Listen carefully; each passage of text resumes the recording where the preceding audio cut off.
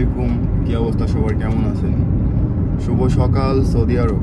আমি আছি সৌদি আরবের একটা ছোটোখাটো শহরটার নাম হচ্ছে আল কাসিম। তো আজকে সকাল সকাল বের হয়ে যাওয়ার উদ্দেশ্য একটাই, সেটা হচ্ছে যে সৌদি আরবে যারা রেস্টুরেন্টে কাজ করে তারা অবশ্যই জানেন যে বলদিয়া কার্ড বানাতে হয়।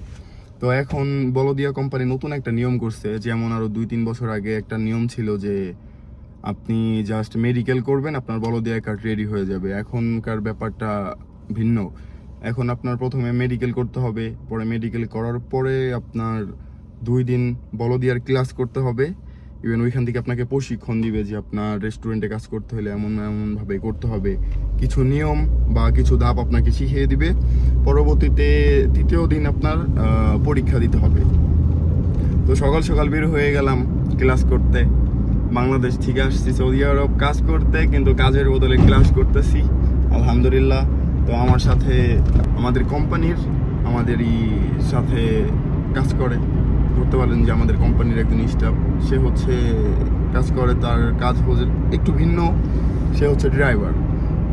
তো সে আমার ফ্রেন্ডের মতো, এমনকি আমি আসার পরে সে আমাকে রিসিভ করতে গেছিলো এয়ারপোর্টে। তার সাথে তখন থেকে আমার পরিচয়। তো আমি সৌদি আরবে নতুন, তো আমার ফ্রেন্ডের সাথে পরিচয় হন। হাবিবি كيف حالك؟ والسلام حبيبي كيف بستة؟ الحمد لله ما شاء الله انت معلوم بانجلا تمام. انا رو بنغلاديش جواز هذا وقت انا اسوي انفيت، انت يجي بنغلاديش سوا جواز تمام. تيجي ايش اسم انت حبيبي؟ محمد هو اسم মোহাম্মদ, তার নাম হচ্ছে মোহাম্মদ।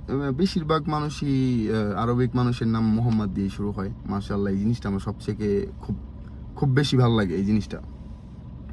তো গাইস, যাচ্ছি ক্লাস করতে, গিয়ে দেখি ওইখানকার কি অবস্থা, কি পরিস্থিতি বা কেমন ক্লাস করায়।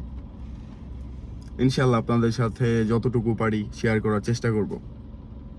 হাতে সময় না থাকার কারণে তাড়াহুড়ো করে লাইনে দাঁড়িয়ে গেছি। পরে আমি আমার অ্যাপয়েন্টমেন্ট লেটার জমা দিলাম।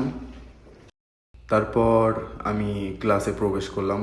ক্লাসে প্রবেশ করে দেখি মাত্র 3-4 জন ছাত্র আমরা আপাতত আছি, আরও ছাত্র কিছুক্ষণ পরে চলে আসবে। দীর্ঘ 5 ঘন্টা ক্লাস করার পর ফাইনালি লাঞ্চ ব্রেক। কি অবস্থা সবার, কেমন আছেন? তো আমরা তো আজকে আসলাম বলদিয়ার এইখানে পড়াশোনা করার জন্য। তো পড়াশোনা মোটামুটি করলাম। আমার সাথে আরও আমার বাংলাদেশি 3 ভাই ব্রাদার আছে, আরও কয়েকজন আছে, তারা হয়তো খাবার খাইতে গেছে, এখনও আসে নাই।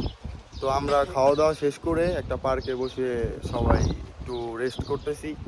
তো আমি আমার ভাই ব্রাদারের সাথে একটু পরিচয় করাই দেই। বড় ভাই, কি অবস্থা, কেমন আছেন?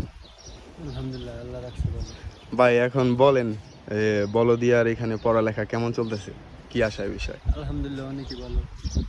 যাক, আলহামদুলিল্লাহ অনেক ভালো। তো ভাই কি অবস্থা, কেমন আছেন? আলহামদুলিল্লাহ ভালো। ভালো। তো কেমন চলতেছে পড়ালেখা? আলহামদুলিল্লাহ ভালো।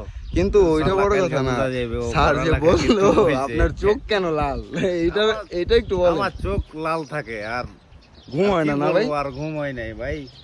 ভাই প্রবাসটা এরকমই যে আপনি শখ পূরণ করতে আসবেন। হ্যাঁ ভাই, কিন্তু ভাই প্রবাস জীবন বহুত কষ্টর ভাই। যাই হোক, আমার ভাই ব্রাদার ভাইয়ের দেশের বাসা হচ্ছে কোথায় জানো?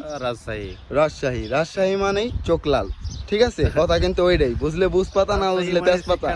ভাই কি অবস্থা, জ্বর ঠান্ডা কাশি নিয়ে কেমন চলতেছে জীবন? খারাপ ভাই, অবস্থা খারাপ। হ্যাঁ, ভরপুর নাপা এক্সট্রা নাইলে প্যানাডল খাইতে হবে, অলরাউন্ডার। হ্যাঁ, সব খাইতেছে সব। যাক, আপনি তো ঘুমাই পড়ছিলেন, স্যার কয় ক্লাসে ঢুকলে ঘুম আসে। যাক, তো আমাদের আর কি ব্রেক টাইম শেষের দিকে। তো আমরা এখন সবাই চলে যাব ক্লাস করতে। তো ক্লাস শেষ করে কি হয়, কি আশায় বিষয়, ইনশাল্লাহ আবার আপনাদের সাথে শেয়ার করব। লাঞ্চ ব্রেকের পর 3 ঘন্টা একটানা পড়ালেখা করার পর আর কোনো এনার্জি ছিল না ভিডিও করার মতো। আমি খুব ক্লান্ত ছিলাম, কারণ আমি সারা রাত ডিউটি করে না ঘুমিয়ে ক্লাস করতে গেছি সকালে। আপনারা যারা দূর প্রবাসে আছেন তারাই বুঝতে পারবেন, কারণ প্রবাস জীবনটা এতটাও সহজ না। আজকে এই পর্যন্তই, দেখা হচ্ছে পরবর্তী কোনো ভিডিওতে।